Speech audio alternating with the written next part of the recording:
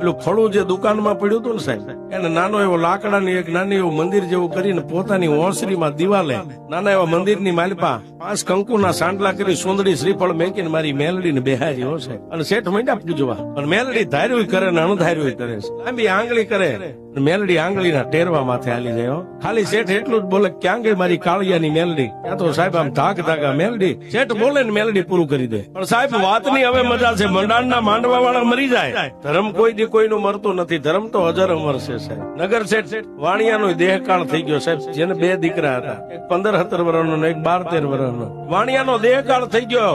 પોતાની જન્મ દેનારી અને 80 વર્ષની ડોસી ઓસરીની ધારે ખાટલામાં પડેલા. પણ સાહેબ જેના ઘરનો મોભ ભાંગી જાય ને, જેના ઘરની માલિપા કોઈને કહેવા વાળું કોઈ ન રહ્યું. એટલી વાતે વાત પૂરી ન થાય સાહેબ. પણ માથે 12 મહિના ત્યાં પોતાના બાપનો દેહકાળ થઈ ગયો એટલે દીકરા એડીના ભાઈબંધુ હારે અવળા રવાડે સડી ગયા છે. હવે જેના ઘરે હોનીની દુકાન હાલતી, ઈ હોનીના દીકરા ચોરીના રવાડે સડ્યા છે. વાપરવાના પૈસા ઘટે તો કોઈ ભાઈબંધુ હારે ચોરી કરે. પણ એક દિવસ ક્યાંયથી કાંઈ ન મળ્યું. ઘરની માલિપા પોતાની જનેતા હુતી છે, એક બાજુ ગઈઠી ડોસી હુતા છે, એક બાજુ પોતાનો ભાઈ 15-17 વર્ષનો ઉગતો છે. અને સાહેબ 13 વર્ષના દીકરાએ નાનું એવું ટેબલ મેકી અને મેલડીના લાકડાના પાલખમાં જ્યાં બેહાર્યા હતા ને, એના બાપે હોનાનું સતર માથે ચડાવ્યું હતું ને હોનાનું સતર મેલડીનું આમ કરીને ઉતારી લીધો છે. ઉતારી પોતાના ખિસ્સાની માલબા નાખી અને બીજા દિવસે ભાઈબંધોને આપીને વેચીને ખાઈ ગયા છે. પણ સંધ્યા ટાણે 15-17 વર્ષનો દીકરો હાથમાં અગરબત્તી લઈને આમ ધૂપ દીવા કરવાની તૈયારી ભાળી ગયો. પોતાની જનેતાને કીધું કે માં, મેલડીમાંનું સતર નથી. ત્યાં સુધી તો કાંઈ નહીં, પણ સાહેબ 80 વર્ષની પોતાની ગઈઢી માં જે ખાટલામાં હોતી હતી ને, એને જઈને કીધું માં, મેલડીના પાલખની માલિપા હોનાનું સતર નથી. આહા. અને સાહેબ 80 વર્ષની ડોસીના નાભીમાંથી શબ્દ નીકળી ગયો કે કાં તો કાળિયો દેવી પૂજક ખોટો, કાં તો કાળિયો દેવી પૂજક ખોટો, કાં તો એની મેલડી ખોટી, અને કાં તો એનો વડવો ખોટો હોય આ મેલડીનું મંડાણ માંડવા વાળો. નકર મેલડી જો અહીં બેઠી હોય અને એના આંગણામાંથી એના ઘરમાંથી દરદાગી ન જાય અને 3.5 ની માલિપા જો કોઈ સોરને ફસાડીને મારે નહીં ને, તો એને મેલડી નો કહેવાય. આજ મેલડીના પગ ભાંગી ગયા હોય બાપ. અને એ મેલડી આજે 80 વર્ષે મેં તને કોઈ દી નથી કીધું, પણ કાળિયાની મેલડી તને લાંબી આંગળી કરીને કહું છું કે મારે સોર જોઈને કાં તો સોરની લાશ જોઈ 3.5 દિવસ. સાહેબ ડોશીને ખબર નથી કે મારા દીકરાનો દીકરો જ સોર છે. દાદા કાં તો સોરને લઈ આવે, કાં તો સોરની લાશ મારી નજરે લાવી તો હું તને માનું. કાં સોરને કાં સોરની લાશ આવે ને તો હું તને હવામણનો તાવો મેલડી કરીશ. 80 વર્ષની ડોશી ખાટલામાં હોતી આટલું બોલી ગઈ છે. એક દી ગયો, 2 દી ગયા, અને બીજા દિવસની મેકલી અંધારી રાતે હોતા પાછી ડોશીની નજર ગઈ. આમ મેલડી બેઠી હતી. શું બેઠી છું? કાં તો કાળિયો દુબળો, કાં તો મેલડી તું દુબળી, ને કાં તો કાળિયાનો વડવો દુબળો છે. નકર તો કાલે આ 2 દી વ્યા ગયા, કાલનો 3જો દી ઉગી જાય છે. મેલડી દુબળી થઈ ગઈ, આમાં હાલવાની હલ્લો નહીં. સાહેબ બીજા દિવસે રાતે 10 વાગે ડોશી આવો ટકોરો કર્યો ને પ્રભાતના પોરમાં પોતાના ભાઈબંધો હારે તળાવની માલિપા દીકરો હોનીનો નાવા ગયો, જેને સતર સોજ્યું હતું. આમ 3જો દી ઉગ્યો અને પાલખની માલિપાથી હવા વેતની નાગણી બની અને મારી મેલડી ઉતરી. હવા વેતની નાગણી બની સાહેબ ઉતરી એવી નહીં, કોઈની નજરે ન દેખાય. ધર્મની લીલા કેવી હોય સાહેબ, માણસ ન જાણી શકે. પણ ઉભી બજારે ગામના પાદરમાં તળાવની પાળની માથે સડીને હવા વેતની નાગણી આમ પાવલી જેવડી ફેણ માંડીને મંડી ગઈ બધી ઘર જોવા. એટલે 5-7 ભાઈ બધું તળાવમાં નાય છે. પાણીના આરે જઈને પાણીની માલિપા મારી મેલડી હાલી હો સાહેબ. ત્યાં ઓલા છોકરા નાતા હતા, માલિપા તરતા હતા. જે છોકરે સતર સોર્યું હતું એના જમણા પગના અંગૂઠે ડંક દઈ દીધો. પણ સાહેબ નાતા છોકરાએ આમાં અંગૂઠો પકડી અને બાજુમાં ભાઈબંધોને એટલું કીધું મને કઈ કરડી ગઈ. હડાડા પાણીમાં તરીને કાંઠે આવ્યા ને સાહેબ, નાગના કઈડેલા 3.5 દી જીવે. પણ મેલડી કે હું જો નાગણી બનીને છોટી જાઉં ને બાપા, હું મેલડી કોઈને ડંક દઉં, જમણા પગના અંગૂઠે ડંક દઉં, ડાબો હલવા દઉં તો હું મેલડી ન હોય. પણ ક્યાં જાય? એ તળાવની માલિપા પાણીમાંથી આમ છોકરા બહાર નીકળ્યા ત્યાં હોની માજરના દીકરાનું શરીર મંડ્યું લીલું થવા, મોટાની માલિપાથી ફીણ મંડ્યા નીકળવા. માંડ ઢહીડીને તળાવની પાળ માથે લાવ્યા સાહેબ. ત્યાં પ્રાણ પંખીડું ઉડી ગયું છે. 5-7 ભાઈબંધુ કાવડ કરી અને ઢહીડીને ક્યાં લાવ્યા? હોની માજરના આંગણે.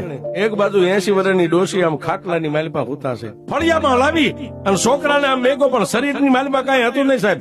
ખોડિયું ખાલી રોગ કકડે મંડી ગઈ થવા. આડોશી પાડોશી ભાઈઓ જાયું કાકા દાદાનો પરિવાર બધા ભેગા થયા પણ દીકરાને કરગઠી કહેતા નનામી તૈયાર કરીને સાહેબ નનામી દીકરાના સબને આમ ઉપાડી નનામીમાં હુવારીને માથે ખાપણ ઢાંકી અને કાસા ઉતરના બંધ લેવા માંડ્યા ને બંધ લઈને કાંધિયાજી આમ નનામી ઉપાડવાની તૈયારી કરે ને ત્યાં બંધ તડોતડ તૂટી જાય છે ફરી વાર બંધ લીધા પાછા કાંધી આમ નીચે નમી નનામી ઉપાડવા જાય ત્યાં બંધ તૂટી જાય છે આખા ગામની માલિપા ખબર પડી ગઈ સાહેબ હોનીના ઘરે દીકરાનું અવસાન થઈ ગયું છે પણ નનામી ઉપાડે ત્યાં બંધ નનામીના તૂટી જાય સાહેબ માણસોના ટોળે ટોળા મીંડા જોવા આવવા પણ સાહેબ એમાં તો ગામના આવે ને બાર ગામના આવે એમાં 2-4 દેવી પૂજકો બીજા જુનાગઢમાં કઈક હટાણે આવેલા ને એ આ માણસોની હારે આવ્યા માણાની મેદલી જામેલી આમ કરી આમ નજર જોઈ ગયા ને ઝવેરી હોય હીરાને પારખે ગામાં શું છે બાપુ ઝવેરી હોય પારખી હકે કે આ હીરામાં શું છે ત્રીજી વાર બંધ લીધા નનામીને ઉપાડવા જાય ને બંધ તૂટ્યા હોય સાહેબ એક દેવી પૂજકે બીજાને આમ ઠોહો માર્યો ને બીજાએ ત્રીજાને માર્યો કઈ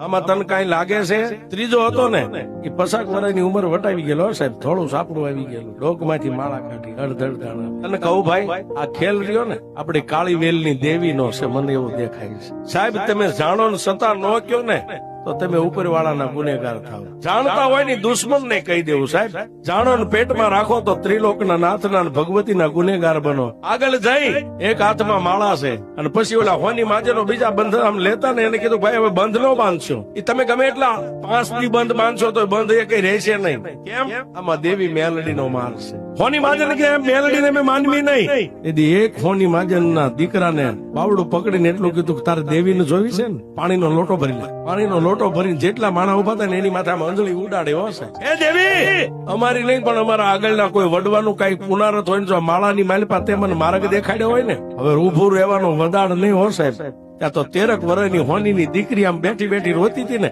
એના ખોળિયાની માલિપા મેલડી દીકરી શું છે ખમા ખમા બાવડું થોભી અને જ્યાં નનામીની માલિપા ઓલું સબ હોવાર્યું હતું ત્યાં લાવીને દીકરીને ઉભી રાખી કોણ બોલે ત્યારે દીકરી આમ 80 વર્ષની ડોશી ખાટલામાં હતી એની સામે આમ લાંબી આંગળી કરીને કીધું બોલી ડોશીને પૂછ હું કોણ છું મારી ઓળખાણ ઈ આપશે એ મને 3 દીથી ટકોરા મારતી મને બેઠી નથી રહેવા દેતી હે મને હકે બેહવા નથી દેતી મેલડીની રાત નથી મને ટકોરા મારતી હતી કે તું દુબળી છો ઈ વડવો દુબળો છે કાળિયો દુબળો છે અને તું જો દુબળી ન હોય તો સોર ના 17 સોરનાર સોરની કાં તો નનામી મને મળવી જોઈએ અને કાં તો સોર 3.5 દી માં મળવો જોઈએ કે ઈ ડોશી ને 3.5 દી ની મારી પર મારા સોર ની નનામી હું મેલડી લાગી છું જો અત્યારે તો ડોશી નો હાયર ફાટી ગયો હશે એટલે સાહેબ બોલતા બોલાય પણ મેલડી સામે તો અમથી લાંબી આંગળી ન કરાય છે લાંબી આંગળી કરો જો હિસાબ ન લે તો મેલડી નો કહેવાય સાહેબ એની સામે હાસા ખોટા સમય ન ખવાય અરે તમારાથી મનાય તો માનતા દીવા નાળિયેર ની માનજો નહીં હું તો એમ કઉ છું નાળિયેર લઈ ન માનતા સાહેબ અને 13 વર્ષની દીકરી બોલી ડોશી આ મારા મેલડી ના 17 નો સોર જોવા પડ્યો તારા ફળિયા 5-7 આદમી જઈને કીધું માડી તમે આવું કઈ મેલડી ને કહેતા હતા કે હા મેં કીધું તું માડી મેલડી હવે આનો કઈ ઉપાય આ દીકરાને શમશાન સુધી લઈ જાય એવો કઈ ઉપાય આ એક ઉપાય છે જ્યાં સુધી મારું ખાતું ન આપો ને હવામણ નો તાવો ત્યાં સુધી એના નનામીના બંધ ને બંધાવા દઉં તો હું મેલડી નહીં લાવી ડોશી કે લાય મારો તાવો હવામણ નો લાય તે કીધું તું ને કે તને હવામણ નો તાવો કરીશ લાય મારો હવામણ નો તાવો મરેલા મરદાની માથે બેહીને ખાવ એ હું મેલડી છું મારો તાવો મેં સાહેબ વાત કરતા વાર લાગે એક બાજુ નનામી દીકરાની પડી છે ને એક બાજુ ફળિયાની માલપા 3 પાણાનો માળીંગો મેકીને હવામણનો તાવો તળાઈ રહ્યો અને જ્યાં મેલડી ને 2 રીતે તાવાનો ધૂપ થયો ને સાહેબ અને એની દીકરીના ખોળિયાની માલપા મેલડી આવીને એટલું કીધું જા બાપ મને માને ને મારી કહું પણ મારે વાંસવું નહીં હવે બોલાવો એ ડોશી ને જે પગના અંગૂઠે મેં મેલડીએ ડક આપ્યો છે ને એ પગનો અંગૂઠો એના મોઢાની માલપા લઈને સૂસે અને 3 ઘૂંટડા પેટમાં ઉતારે અને જો દીકરાનું ઝેર નો ઉતારું તો હું મેલ